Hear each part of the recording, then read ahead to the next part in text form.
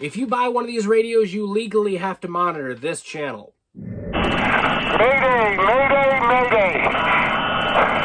This is the Northern Belle. It's John Jones, I'm here at home, and Retevis sent me the new RM15 radio to show you guys. However, it's not legal for me to transmit on this thing unless I'm in a large body of water that either crosses state lines and used for travel, or is directly connected to the ocean. So what the heck am I going to do? Well, I thought I'd take the time to bash this thing and drown it, but I also thought I'd take the time to show you guys how important it is, if you have a marine radio, not to mess around with it. You legally have to listen to a certain channel, and you legally cannot transmit on that channel unless you are in danger. So I'm going to leave you guys at the end of this video with some clips of people abusing these radios, some stories and anecdotes, and also a man sadly losing his life using the channel on one of these radios. Now, a lot of YouTubers would try to drag this out to the end, but I'm going to go ahead and tell you, because we're both adults and this might be important information, that the channel you're supposed to be monitoring and not using is channel 16. That's the most important channel. It's an emergency channel. Now, you might be wondering, how the heck am I supposed to use the radio and monitor that channel? Well, that's easily taken care of by the radio itself. It's called dual or tri-scanning. Tri-scanning will scan 9, scan 16, and of course the channel that you're on. And dual scanning just scans 16 and the channel you're on. Let's go look at the settings. Let's turn this thing on and I'll go over the buttons really quick. We have a 16 and 9 button, that's for emergency or calling channels. We have a monitor button or a squelch setting button. We also have a scan feature or a dual watch feature. Remember, the dual watch is allowing you to maintain and monitor on channel 16, which is the emergency channel. We have the menu button, the power button, which we can go low, medium, or high with. Now, I'm not sure if medium power is 3 or 4 watts, but I do know that high power is 6 watts and low power is 1 watt. We also have a button here to listen to weather channels. Brain 50%.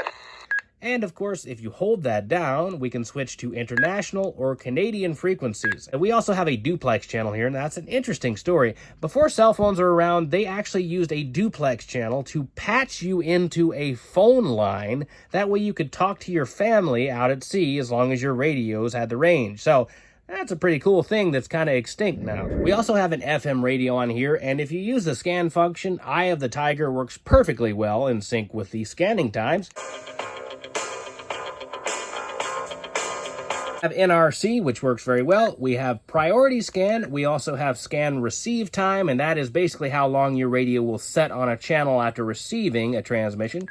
We have an auto scan feature. We have a backlight option here, and I just want to let you know that if you turn that off, it is much harder to see in real life, but on the video it looks great. So I keep that on, it's easier to see. It also has an auto function.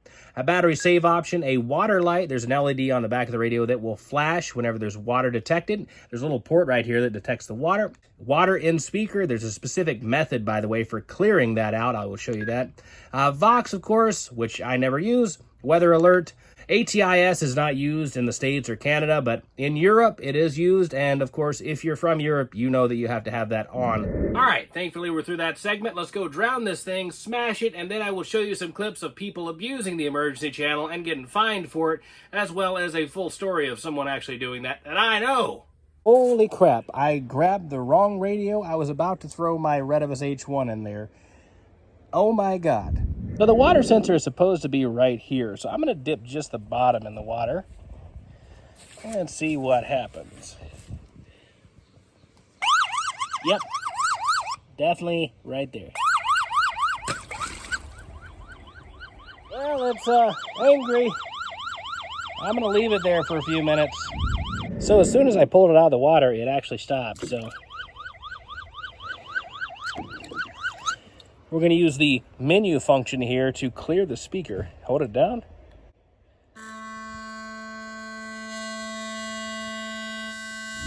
Well, it seems to be a well-designed radio thus far, but it hasn't met the hatchet challenge yet, so let's give it a shot.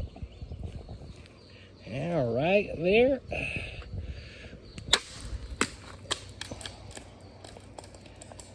You gotta be this poor thing, man. You know how hard this is for me doing this to these poor things? Okay. Yeah! Yeah! Even with the radio off, which is an interesting thing, it still will sense that there is water in that port, and it will show you where it is in case you drop it off the boat and you don't have the thing on. That flashes too.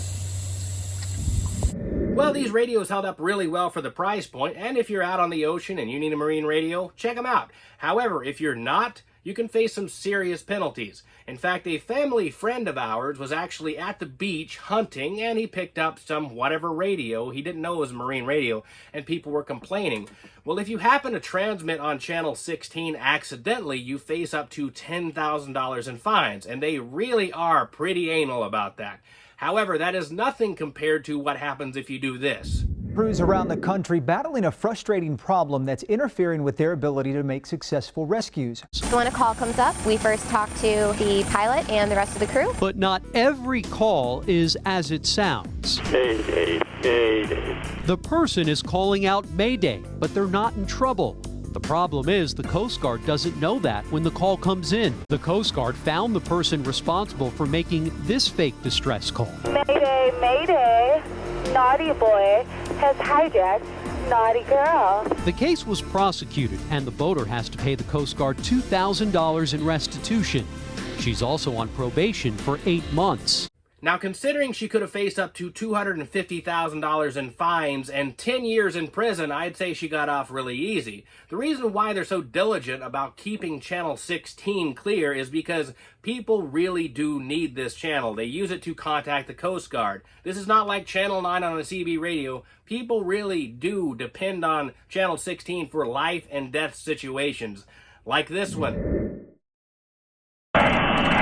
Mayday, Mayday, Mayday. This is the Northern Belle. Mayday, Mayday. We are at 59 degrees, 10 minutes north, 146, 47 degrees west. Roger, I understand the vessel name is Northern Belle. Break. Vessel Northern Belle, this is United States Coast Guard, Kodiak, Alaska, communication station on 4125, over. Yes, Coast Guard, Northern Belle. Go ahead. Vessel Northern Belle requests to know if you are in need of assistance, over. Absolutely, we are going down. Roger, understand you are going down. Request to know persons on board, over. We have 4 persons on board. We're getting in a life raft here. We're going down. Vessel Northern Belle, this is ComC Kodiak. Request you say again the persons on board, over. Now, unfortunately, the captain of the Northern Belle, Robert Royer, did pass away shortly after that transmission from a head injury trying to abandon the vessel. However, because channel 16 was clear, he was able to contact the Coast Guard, and they were able to airlift the other passengers, and all were saved. So the man is a hero. And remember, if you do buy one of these radios, monitor channel 16 and don't play around with it. And I hope you enjoyed the video. It's Jai Jones. I'm here at home, and I'll see you later.